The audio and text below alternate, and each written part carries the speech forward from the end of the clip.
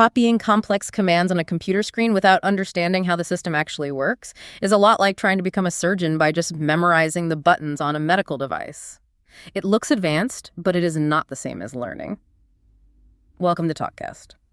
Right. So we're looking at the 2026 cybersecurity landscape, right? Exactly. I mean, we're trying to establish a definitive, practical roadmap for beginners who are, trying to enter the industry right now. And what do the current employment figures and compensation metrics look like for someone considering this transition today? Well, the field is just experiencing this massive, massive growth. Official projections are showing information security analyst roles expanding really rapidly all the way through 2034. Wow. Okay. So how many openings are we actually talking about here? There are roughly 16,000 openings a year just in the United States alone. And that reflects a worldwide workforce shortfall that is still, measured in the millions. That's a huge gap. Does that drive the salaries up significantly? Oh, absolutely. This severe lack of qualified personnel has pushed the median annual pay to nearly $125,000. Okay, wait.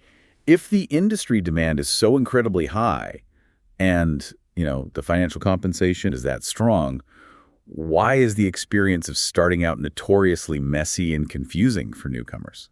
It's mostly because beginners get entirely distracted by the cinematic glamour of the field instead of focusing on the underlying mechanical reality. What do you mean by cinematic glamour? Like movie hacking? Exactly. They hear about the lucrative salaries, they watch these highly stylized movie hacking clips, and then they immediately download advanced penetration testing platforms, like Kali Linux, for example. Right, the stuff with all the cool hacker terminals. Yeah, exactly. But then 3 weeks later, they are completely lost because they started with the final, most complex step instead of, building a proper technical foundation. So what exactly happens conceptually when a learner tries to bypass those foundational concepts and just jump straight into utilizing advanced offensive tools? Well, they create this dangerous illusion of progress because, copying commands makes text scroll aggressively across their screen, which feels highly productive. Right. It looks like they're doing something really advanced. Exactly. But because they don't understand the operating system or the network protocols or the core security concepts, they can't troubleshoot when a tool inevitably fails. Oh, I see. So the tools don't actually teach you how the system works. Not at all. Tools do not make you competent. Genuine comprehension of the underlying system architecture is really the only thing that actually matters in a professional environment. Okay, so how should a beginner accurately define the daily operations of cybersecurity, to successfully avoid that initial cinematic confusion? Well, cybersecurity is fundamentally the comprehensive work of protecting digital systems, networks, applications, and sensitive data from continuous harm, both internal and external. So it's more about defense than just attacking things. Exactly. It requires implementing robust preventative measures, detecting malicious activity when those initial defenses fail, and responding rapidly to isolate the active threat. Basically trying to keep the business running while under attack. You nailed it. You are essentially identifying the most critical assets within an organization and engineering a strategy to keep them functional under pressure. So the daily responsibilities are fundamentally different from the offensive, aggressive hacking scenarios that are constantly portrayed in popular media. Oh, completely. Hacking is merely one, highly specialized slice of a massive, heavily administrative industry. Really? Administrative? Yeah, a vast majority of real-world security work is remarkably quiet. It focuses on reviewing alert dashboards, tightening identity access controls, and, parsing through thousands of system logs. So it's a lot of reading and configuring, not just typing fast in a terminal. Right.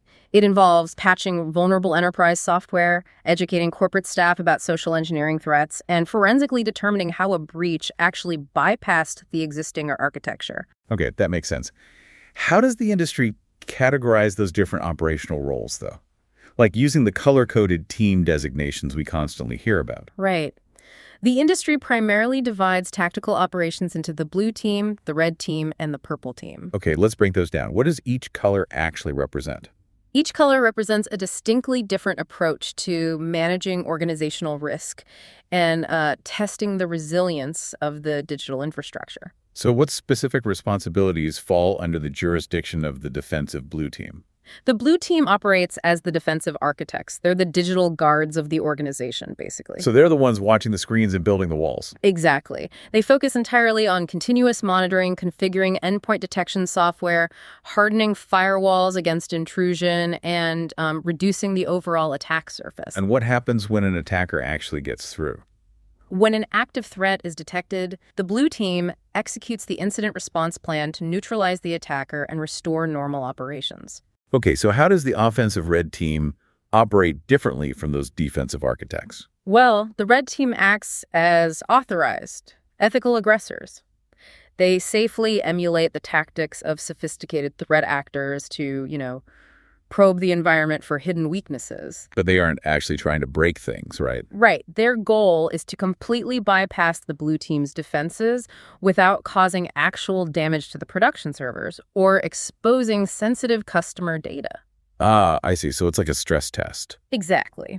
By successfully breaking into the network, they expose critical vulnerabilities before a real criminal syndicate can exploit them. Okay, so where does the purple team fit into that dynamic between the attackers and the defenders? The purple team functions as a structured, collaborative bridge between the offensive and defensive units. Meaning they work together in real time? Yeah, exactly. Instead of the red team attacking in secret, they work directly alongside the blue team, explaining their exact exploitation methods step by step. That sounds super efficient. Does that help the defenders learn faster? Oh, immensely. This immediate feedback loop allows the defenders to instantly write new detection roles based on the live attack, which massively accelerates the organization's security posture. That's fascinating. But why do industry veterans consistently insist that beginners start their careers on the defensive blue team rather than pursuing offensive testing? Well, starting on the defensive side, typically as a security operations center analyst, it forces you to study how a healthy system behaves under normal conditions. Because you need to know what normal looks like before you can spot the abnormal. Exactly. You must intimately understand baseline network traffic and standard user behaviors before you can accurately spot a really subtle anomaly. So jumping straight to attacking doesn't really teach you that. Right. Attempting to think like an advanced attacker is, frankly, useless if you do not understand how the enterprise architecture was originally designed to repel you. How would you describe that specific defensive responsibility using a relatable physical comparison?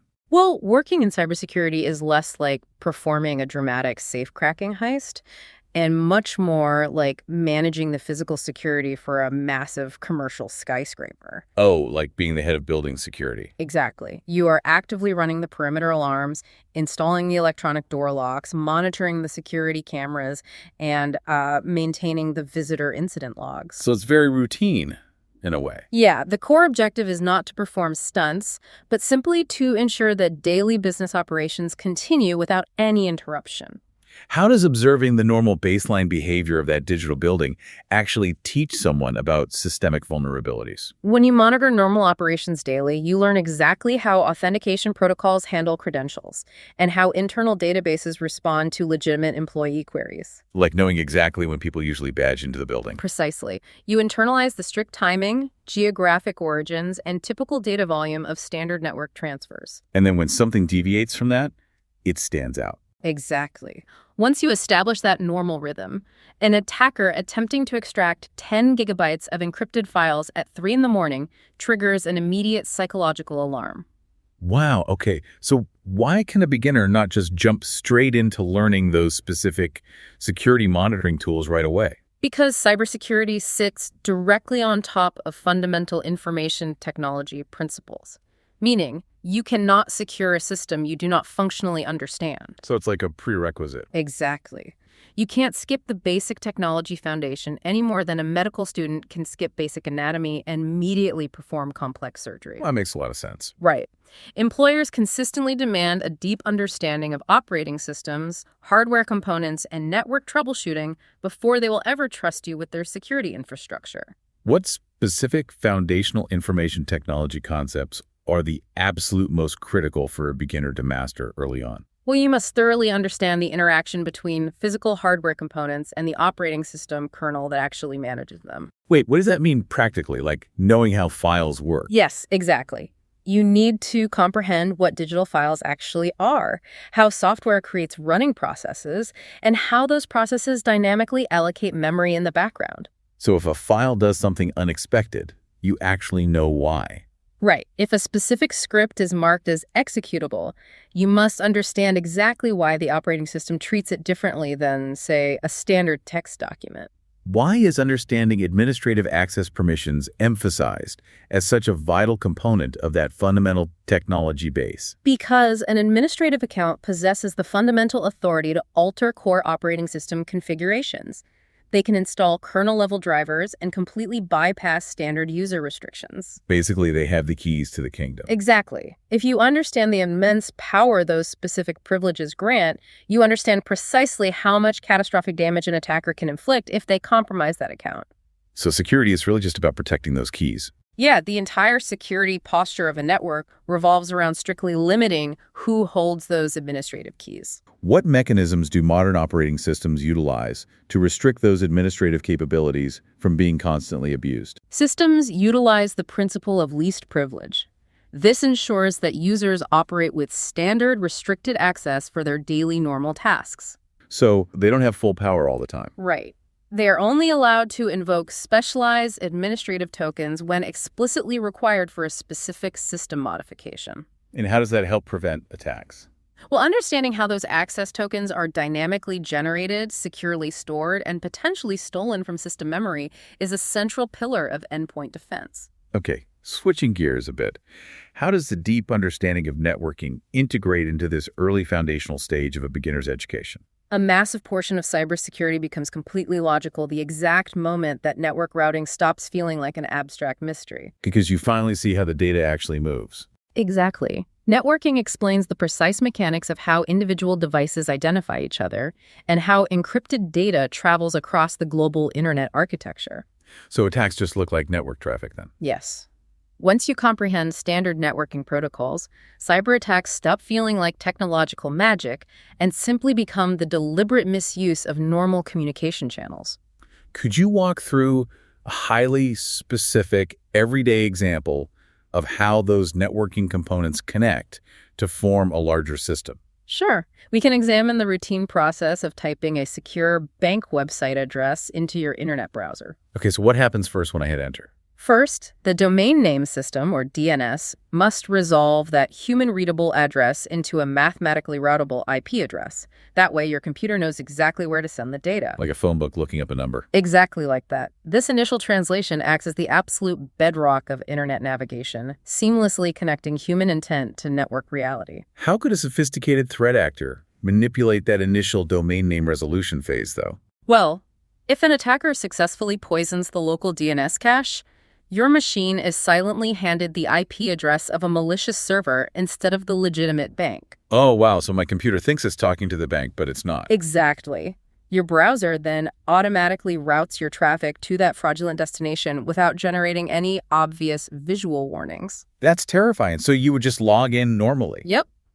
Unless you rigorously verify the transport layer security certificates, you will unknowingly hand your authentication credentials directly to the attacker. Let's assume the domain resolution is entirely accurate, though. What happens to the data packets next? The browser initiates a complex cryptographic handshake using the Hypertext Transfer Protocol Secure, or HTTPS. And what does that handshake actually do? It guarantees that the ensuing communication cannot be intercepted or modified in transit. The encrypted packets then travel across various external internet service providers until they finally reach the absolute edge of the bank's internal network infrastructure. What security mechanisms evaluate that encrypted traffic once it actually arrives at the perimeter of the bank? Well, a robust perimeter firewall intercepts the incoming traffic and rigorously evaluates every packet against a strict, predefined set of access control rules. What kind of rules is it looking at? The firewall examines the origin IP address, verifies the destination port, and ensures the traffic matches an established legitimate connection state. And if it doesn't match? If any specific parameter violates those stateful inspection rules, the firewall immediately drops the connection and logs the denial. You mentioned ports. How do network ports function in conjunction with those strict firewall rules? Ports act as designated logical doorways. They route approved incoming traffic to the highly specific application service listening for it on the server. So they sort the traffic based on what it's trying to do. Right. For example, secure web traffic is automatically routed through port 443 directly to the web server software, completely bypassing the internal database services. How does that perfectly normal flow of website traffic ultimately transform into an exploitable security vulnerability? If any single link in that complex communication chain is misconfigured, severe security vulnerabilities immediately materialize. Like what kind of misconfigurations? Well, an administrator might write a weak firewall rule, or a sensitive internal management port might be accidentally left exposed to the public internet. So it's often human error. Very often. By understanding the strict sequence of normal events, a defender knows exactly where to look for the anomalies that indicate an active breach. Okay, that clarifies networking. But why is the Linux operating system universally mentioned as a mandatory learning hurdle for beginners, rather than simply sticking to familiar Windows environments? The vast majority of enterprise cloud infrastructure, high-traffic web servers, and professional security testing tools run exclusively on Linux architectures. Really? Almost all of it? Yeah, pretty much. You do not need to become a master systems administrator on your first day, but you must become entirely comfortable navigating the command line interface. You must stop feeling intimidated the moment a black terminal screen opens without a graphical mouse interface. What specific command line skills are genuinely necessary to develop during those critical first few months of practice? You must learn how to smoothly navigate the complex directory structure, instantly view hidden text files, and parse through dense, real-time system logs. Are there any specific commands regarding privileges? Yes, absolutely. You also need to fully grasp the precise execution of terminal commands using elevated administrative privileges, which is commonly executed through the sudo command. How do Linux file permissions serve as a highly effective miniature lesson for broader enterprise security concepts? Well, Linux handles access control by explicitly defining who owns a specific file. It also defines whether the primary user, the designated group, or the general public can read, modify, or execute it. So it's very granular. Extremely. When you manipulate those exact permissions via the terminal, you are practically applying the principle of least privilege at a microscopic level. Oh, I see. It scales up from the file to the whole network. Precisely. Answering those specific permission questions transforms abstract security theories into highly concrete daily administrative actions. Once the basic operating system and networking foundation is established, how do you clearly define the critical difference between a threat and a vulnerability? The classic industry definition dictates that a threat is a possible cause of harm, while a vulnerability is a specific weakness that could be actively exploited. Could you give me a simple analogy for that? Sure. If we utilize a physical hack analogy, the motivated burglar standing outside in the dark represents the threat. And the vulnerability. The ground floor window you accidentally forgot to lock represents the vulnerability. Since that physical analogy is relatively basic, how does that relationship actually manifest inside a complex enterprise network? In a digital environment, the threat is, say, an automated ransomware syndicate aggressively scanning the global internet for vulnerable server signatures. And what would be the unlocked window in that scenario? The vulnerability is a legacy application running deep within your internal network that mishandles input validation. That flaw allows the syndicate to inject malicious code directly into system memory. Does that mean vulnerabilities are always inherent structural flaws written directly into the software code itself? Not necessarily. Actually, the most severe vulnerability is frequently a simple human misconfiguration rather than a complex software defect. Wait, really? Just a bad setting? Yeah. A perfectly engineered, mathematically secure firewall is completely useless if a tired administrator accidentally configures a rule allowing unrestricted inbound traffic from any external IP address. What other specific security terminology is strictly necessary for someone operating in this foundational stage of learning? Well, you must thoroughly understand malware, which broadly categorizes any malicious software explicitly engineered to disrupt operational systems or gain unauthorized administrative access. And ransomware is a type of malware, right? Exactly. You need to comprehend ransomware, which is a highly destructive subcategory of malware that mathematically encrypts critical data. It renders the systems completely unusable until a financial extortion demand is paid. How does modern ransomware operate mechanically once it successfully infiltrates a corporate network? Modern ransomware rarely encrypts the initial entry point immediately upon infection. Really? What does it do first? The malicious software silently spreads laterally across the network, systematically mapping out the storage architecture and destroying the backup servers first. Oh, so it ruins your safety net before attacking. Exactly. It often exfiltrates terabytes of highly sensitive corporate data over several weeks before simultaneously triggering the massive encryption sequence across all connected devices. Why is the encryption phase of that attack so difficult to reverse without simply paying the extortion demand? Because the payload utilizes military-grade cryptographic algorithms that mathematically scramble the files. They use a uniquely generated key held exclusively by the threat actor. Can't you just use powerful computers to crack it? No, without possessing that specific private key, deciphering the data using modern computing power would literally take thousands of years. Wow. So you're just stuck. Yeah, this absolute mathematical certainty is precisely why maintaining isolated offline defensive backups is the only reliable countermeasure. That's intense. How does the concept of phishing fit into the broader landscape of modern cyber threats? Phishing describes the advanced social engineering tactics used to manipulate human psychology. Like tricking people into giving up their passwords. Exactly. It tricks employees into willingly clicking dangerous links or handing over their authentication credentials. But aren't those usually obvious scams? Not anymore. It has rapidly evolved from mass-emailed, obvious scams into highly targeted, customized campaigns that flawlessly clone internal corporate login portals. How does multi-factor authentication serve as a critical defense mechanism against those sophisticated credential harvesting campaigns? Well, multi-factor authentication adds a secondary verification requirement beyond just a standard, easily stolen password. Like a code on your phone. Right. It forces the user to definitively prove their identity through a secondary method, such as a temporary cryptographic code generated on their mobile device before the system grants access. Do threat actors have reliable methods for bypassing those multi-factor authentication protections once they steal the primary password? Unfortunately, yes. Attackers frequently utilize a technique known as prompt bombing. What exactly is prompt bombing? It's where they send hundreds of continuous authentication requests to a user's mobile device in the middle of the night. Oh, so the person just gets annoyed and hits approve. Exactly. The exhausted employee eventually approves the notification just to stop their phone from buzzing, completely bypassing the technical protection through sheer psychological fatigue.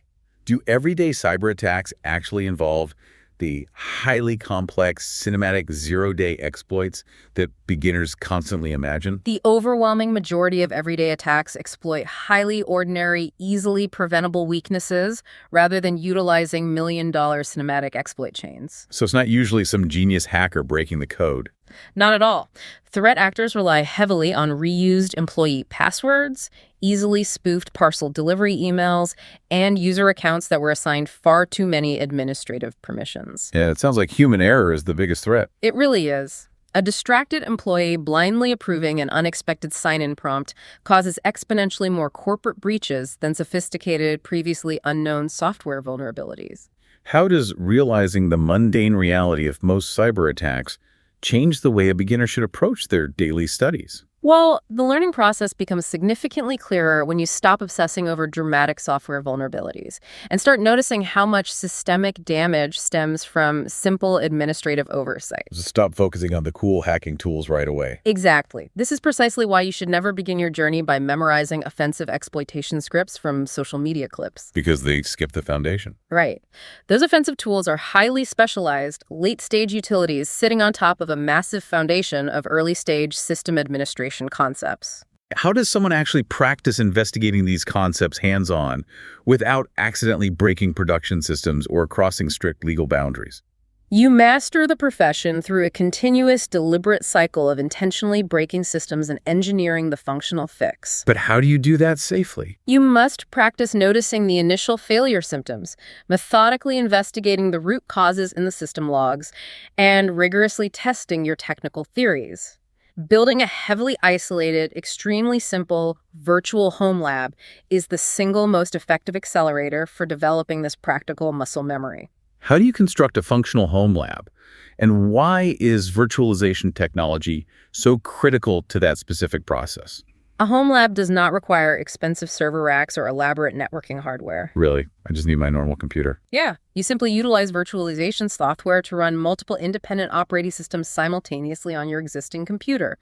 Ideally, you create one isolated Windows environment and one Linux environment. Why is virtualization so powerful for this? Virtualization is incredibly powerful precisely because it allows you to freeze the machine state, safely execute malicious code, and instantly revert the entire system back to a clean configuration. What guided platforms exist for individuals who want structured practice before attempting to build their own complex virtual environment? Beginners can utilize excellent guided platforms like TryHackMe or Hack the Box to build their initial confidence. And those are safe to use. Completely. These platforms provide safely isolated browser-based virtual machines alongside structured, challenge-based educational modules. That sounds perfect for learning without breaking anything real. Exactly. They allow you to make catastrophic configuration mistakes in a completely controlled environment while clearly explaining why those specific mistakes expose the system. What are the strict legal boundaries a beginner must fully comprehend regarding unauthorized computer access? You must only execute security tests against authorized environments, such as your personal isolated lab, formal training platforms, or systems where you possess explicit, legally binding written permission. What happens if you scan something without permission? In the United States, unauthorized network access is aggressively prosecuted under the Computer Fraud and Abuse Act. And in other countries. In the United Kingdom, for instance, the Computer Misuse Act makes any unauthorized access, even without malicious intent, a highly serious criminal offense. Good to know. How do you transition from simply learning about basic attack vectors to actually thinking systematically like a network defender? You initiate that transition by constantly asking what a specific attack technique would actually look like when recorded in the system logs, the monitoring alerts, or the raw network traffic. You have to look for the footprints, basically. Exactly. A security operations center analyst lives entirely within that analytical mindset. Defensive monitoring is the rigorous work of continuously comparing what is happening on the network right now against what normal baseline behavior should look like. How does analyzing a password spray attack perfectly illustrate that critical shift toward defensive thinking? Well, a password spray attack attempts to use a few highly common passwords across thousands of different user accounts. Why do they do it across so many accounts? They deliberately avoid the lockout thresholds associated with repeatedly guessing a single account. Oh, that makes sense. So how does a defender catch that? As a defender, you do not focus on the individual passwords. You analyze the authentication logs to spot the broader behavioral pattern. What kind of patterns are you looking for? You actively hunt for sign-in attempts originating from strange countries, impossible travel times between logins, and widespread authentication failures spanning multiple distinct usernames. Could you provide a simple, everyday example of practicing that defensive analytical mindset using personal technology? Sure. Examine your personal email account security dashboard. Okay, what should I be looking for? If you suddenly receive multi-factor authentication prompts you did not initiate, or automated password reset emails you never requested, you are experiencing a live security event. And how do you apply the defensive mindset there? Defensive thinking requires you to identify exactly what digital evidence proves what happened.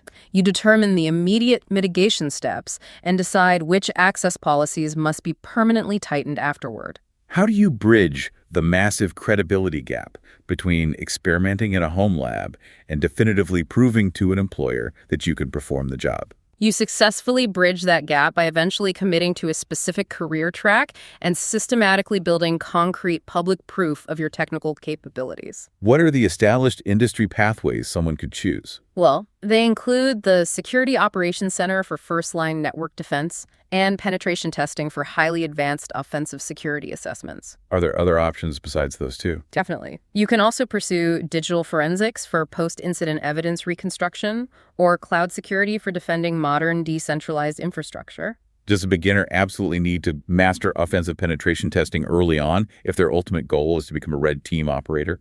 Actually, no. Offensive red team work requires a massive, unshakable foundation of system administration and defensive architecture knowledge first. So you can't just jump into breaking things professionally. Right. Penetration testing is fundamentally not about using downloaded exploits to break applications. What is it about then? It requires understanding how to dismantle systems systematically, test boundaries safely, document technical findings flawlessly, and translate those technical vulnerabilities into actionable business risk for executive leadership. What does the digital forensics track involve? For an individual who strongly prefers methodical investigation over active network monitoring. Digital forensics focuses on legally identifying, collecting, securely preserving, and deeply analyzing digital evidence after a severe compromise has already concluded. So think a digital crime scene investigation. Precisely. It requires meticulously reconstructing the exact operational timeline of a breach to understand precisely how the attacker bypassed the perimeter and what specific databases they accessed. That sounds very detailed. It is. It's a significantly slower, highly methodical discipline that perfectly suits individuals who enjoy meticulous puzzle solving over rapid-fire incident response. How does a forensic investigator securely collect that digital evidence without accidentally altering the compromised state of the system? Investigators utilize highly specialized hardware devices called write blockers. These create a mathematically identical, strictly read-only image of the compromised storage drive. And that prevents them from accidentally deleting something. Exactly. This rigorous process ensures that the act of analyzing the hardware does not alter a single bit of digital evidence, which is absolutely crucial for maintaining a legally defensible chain of custody. Does the investigator primarily analyze the physical hard drives abandoned by the threat actor? Not just the drives. They also extract and analyze volatile memory directly from the running system, capturing the random access memory state before the server is fully powered down. Why is the RAM so important to capture? Because this highly volatile memory frequently contains the decrypted malicious payloads, live network connections, and stolen administrative credentials that permanently disappear the moment the hardware loses electrical power. Oh, wow.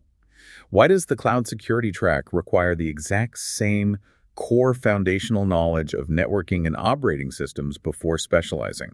Well, cloud environments are essentially massive collections of interconnected physical servers hosted in remote data centers owned by massive technology providers. So it's still just regular computers underneath. Exactly. The fundamental concepts of routing network traffic, authenticating administrative users, and assigning granular file permissions operate on the exact same underlying logic as a traditional local network.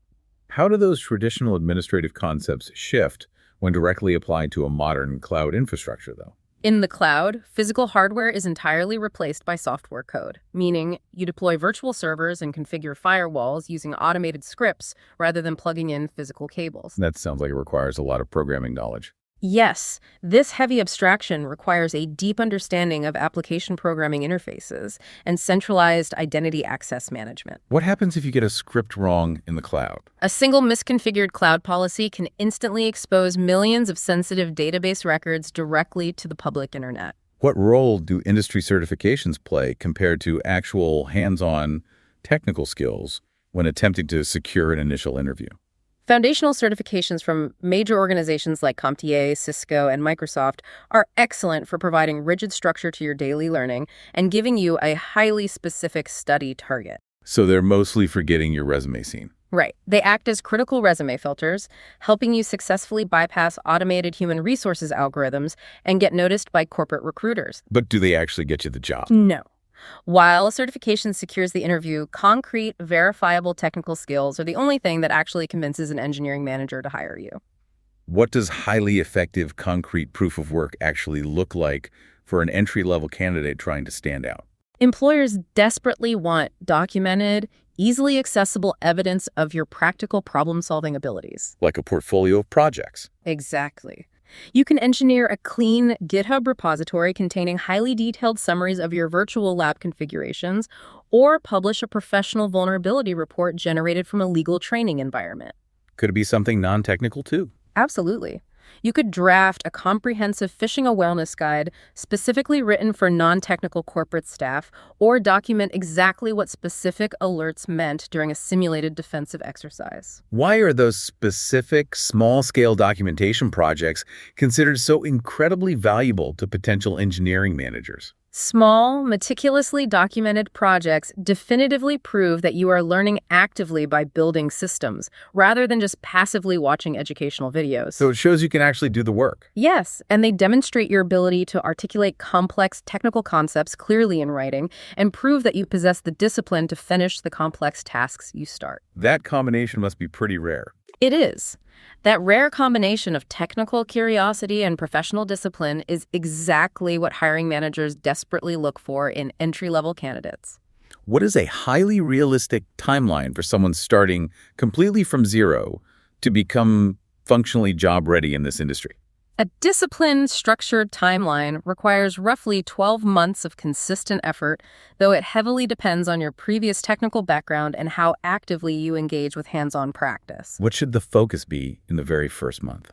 The first 30 days should focus exclusively on orientation and mastering the massive foundational vocabulary. Just learning the words. Basically, yes.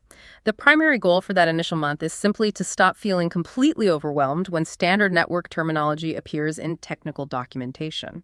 What specific technical milestones should a dedicated beginner aim to successfully hit by the 3-month mark? By 3 months, you must transition entirely to hands-on fundamentals, demonstrating the ability to navigate a Linux terminal smoothly without triggering a panic response. So by then, the command line shouldn't be scary. Right. You should be capable of reading basic system logs, identifying common social engineering vectors, and interacting confidently with your newly constructed virtual home lab. Is that when you start using those guided platforms we talked about? Exactly. This is the optimal window to rapidly complete beginner-level guided practical exercises. How does the operational strategy shift when the learner reaches the critical 6-month mark of that roadmap?